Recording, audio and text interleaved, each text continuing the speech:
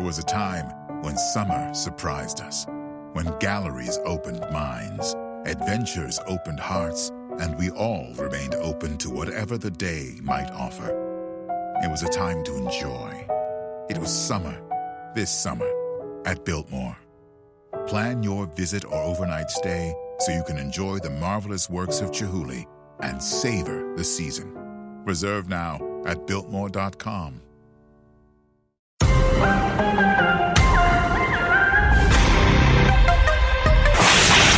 This is the Jeanine Pirro Show. Now, here's Judge Jeanine Pirro. Welcome back to the Judge Jeanine Tunnel to Towers Foundation Show. Joining us now is former White House Press Secretary Hogan Gidley. Please join me in welcoming him to the Judge Jeanine Tunnel to Towers Foundation Show. All right, Hogan, I know it's a couple days since the debate, but I have to tell you, I'm still a bit fired up. I'd like to get your take on the debate between Joe Biden and Donald Trump. Judge, I don't even know where to start. This was one of the most horrific performances I've ever seen by a candidate at any level.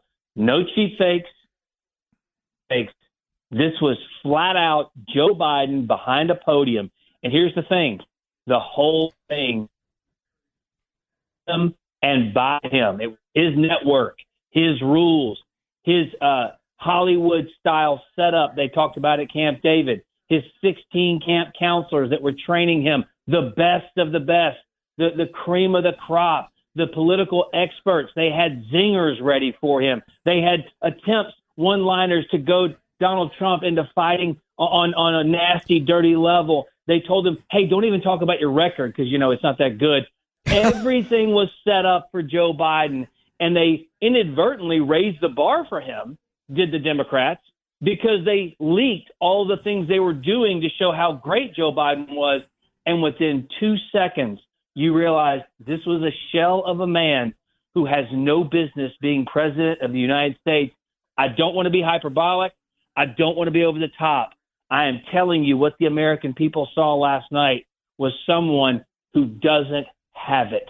He is not there. It was terrifying.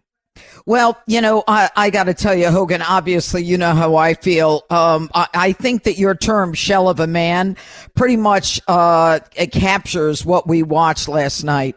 And the idea that this man is in charge of the greatest nation on earth, that he is making decisions while there are two wars going on that could, you know, catapult into World War III is frightening beyond anything I can imagine, given the nuclear armaments that are out there. Plus, the idea that this is a man who just doesn't get the fact that, you know, we are being invaded and is just, the man is clueless. And I think the craziest part of the whole thing was when he started talking about, I think it was Medicare, no, with taxes, and he ends up with Medicare, and he starts talking about COVID. The man's train of thought, he doesn't know what he's talking about. And I'm angry. I have to tell you, I am angry, Hogan, because the Democrats have known this for years. They knew it when he ran 4 years ago. That's why it was the basement campaign. That's why it was, you know, we can't have any crowds around. They have covered this up for years. And I think that when you saw Jill Biden after this debate and she was rallying up the folks and she had her arms waving and she had the microphone in her hand and Joe's going to do it. He's going to do it. This woman, as far as I'm concerned, is evil.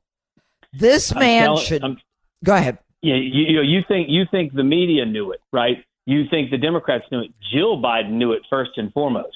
I mean, my goodness gracious, she's with him every day. She knows how frail he is, how incompetent he is. But again, it's not just that he's bad physically. It's not just that he's mentally in decline. He's also incompetent. His policies have ruined this country, have led to the deaths of young girls and women. Talk about an all-out assault on women, letting in illegal aliens to rape and kill our people in this country. Insane. Listen, debates are really about creating moments, okay? building that moment into momentum, the momentum into a movement, ultimately using that to win an election. Here are the top three, in my opinion. 13 minutes in, Biden lost his train of thought mid-answer. Right. Brutal. Biden, number two was he mumbled and slurred these words at the end of a sentence, and Trump just said he didn't understand what Biden even said. And then neither said, did I don't Joe. even know if he knows. I don't even know if he knows what he said either. And lastly, Biden said in that debate that inflation hurts the black community. Trump leaned in and said, "You caused the inflation, Joe." Mm-hmm. It was a systematic takedown of somebody, and the offensive nature for out of the gate, Joe Biden is saying, "And no soldier has died on my watch." Right. How dare you? Those 13 Americans in Afghanistan with your botched pullout, when you blame the generals saying no one told me that was going to happen, and then the generals came out and said, "No, we gave you all the plans. We told you that was going to happen."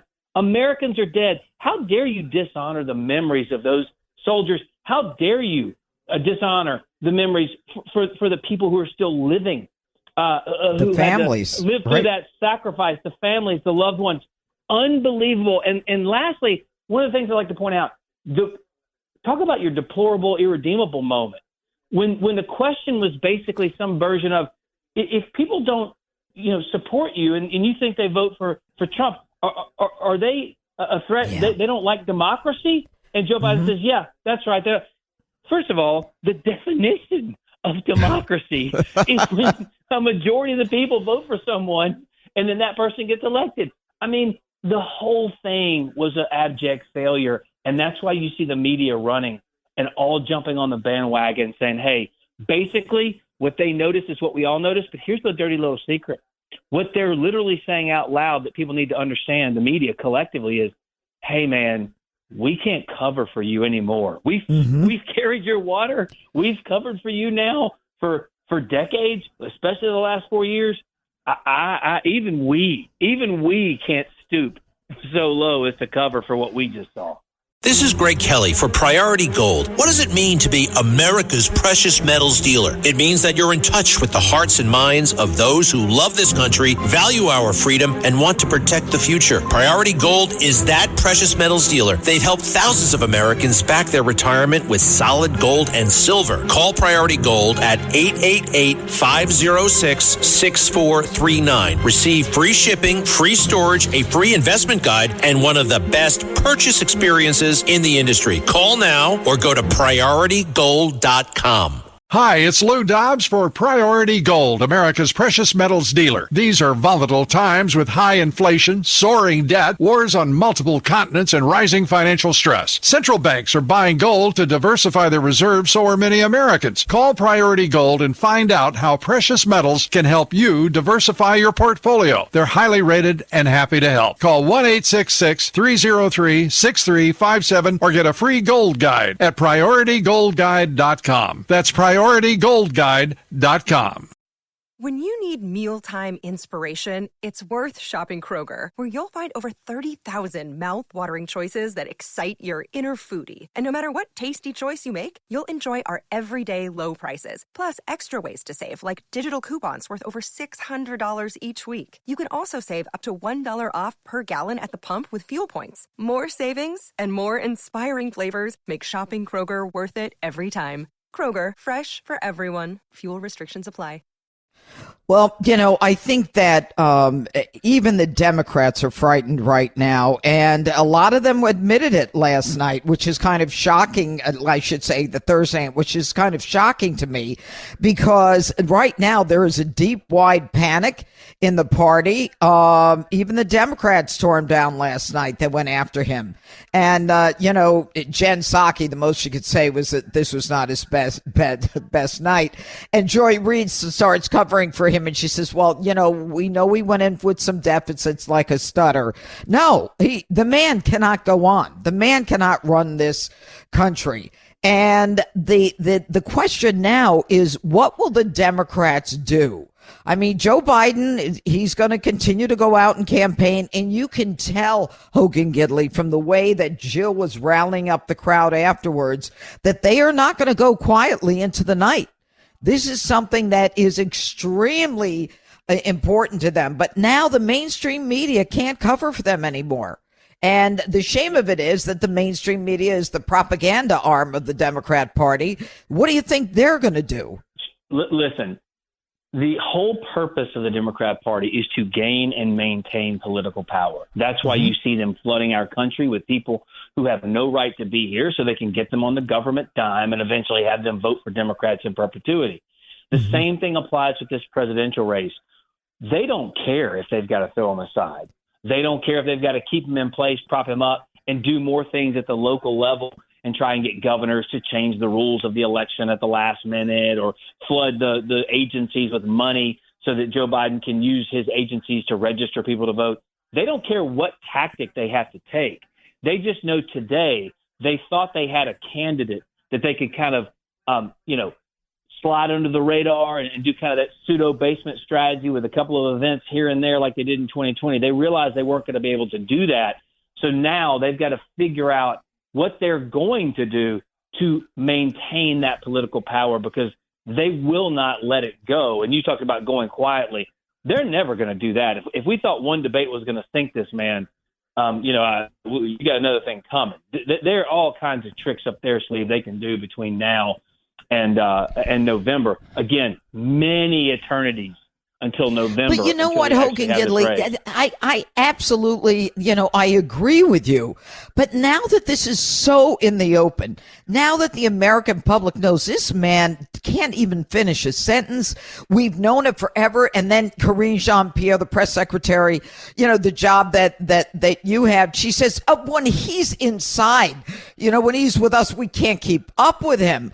I mean, he's just got so much energy. And Jill says the same thing.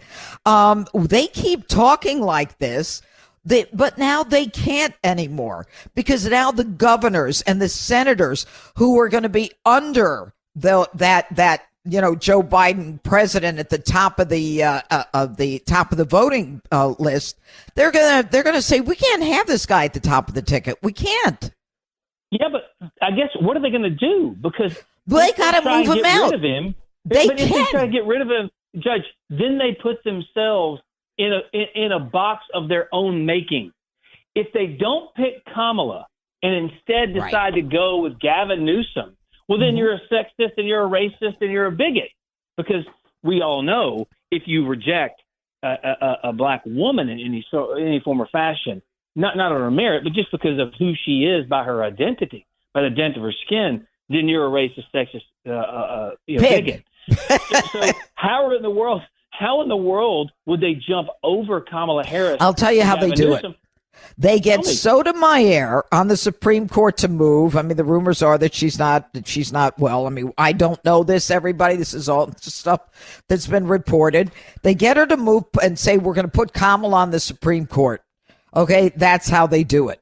Or they say, we're going to run Kamala for governor of California. You're right. They cannot run her. She's less popular than Joe Biden. That's right. The only person less popular than Joe Biden. Yeah, and so they simply, but you know what? I got to tell you, I really want to see the vice presidential debate. Her against any of the three, whether it's Vance, Rubio, or Burgum. Anybody. Yeah.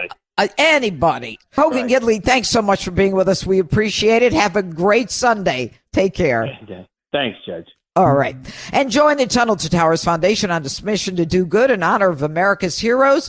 Donate $11 a month. You know what it is at T2T.org. That's T2T.org. And up next here on the Judge Jeanine Tunnel to Towers Foundation show, I will be speaking with former Chief Counsel for Nominations of the United States Senate Committee on the Judiciary, Mike Davis, coming up right here on the Red Apple Audio Network.